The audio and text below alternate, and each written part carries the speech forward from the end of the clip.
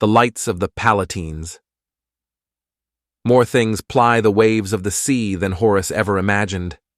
Take the story of the ill-fated brig Palatine, which was immortalized by John Greenleaf Whittier's moving poem of the same name.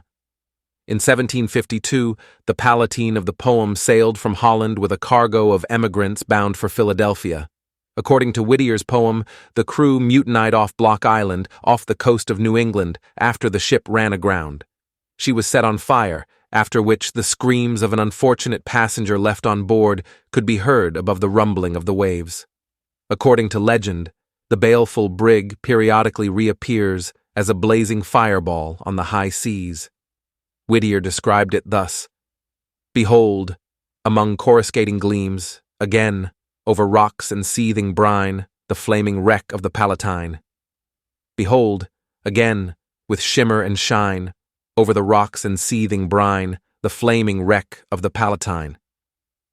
Unfortunately, no record remains to show that a ship named Palatine ever sailed from Holland or any other port.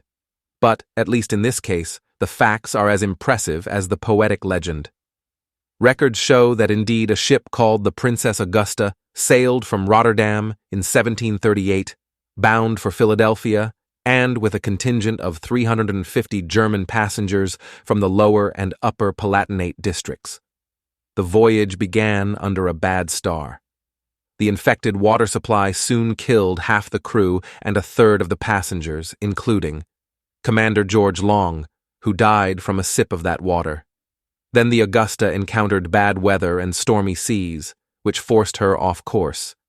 These vicissitudes were compounded by the criminal behavior of the crew, who extorted money and valuables from the surviving passengers. Almost by divine mercy, the ship ran aground on Deck 27, at the northern end of Block Island. The islanders pulled many of the passengers to safety, but could not save any of the luggage because the crew cut the moorings and let the ship crash against the rocks and sink. Mary van der Line, who had lost consciousness, went down with the ship, guarding her chests full of silverware to the end. Of the 364 people who had left Rotterdam, only 277 survived. But what about the fire, the coruscating flashes, of which Whittier wrote? Shortly after the sinking of the Augusta, the captain of another ship passing through Block Island Strait reported seeing the vessel on fire.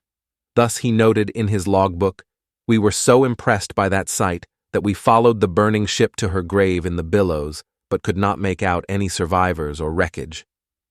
What observers have since seen, and what locals almost take for granted, has become known as the lights of Palatine, a ghostly luminescence moving back and forth in the waters near Block Island. A local physician, Aaron C. Willie, wrote in 1811, "Sometimes it is small and resembles a light shining through a distant window. At other times it expands to the height of a ship with all her sails spread. The blaze emits real beams of light."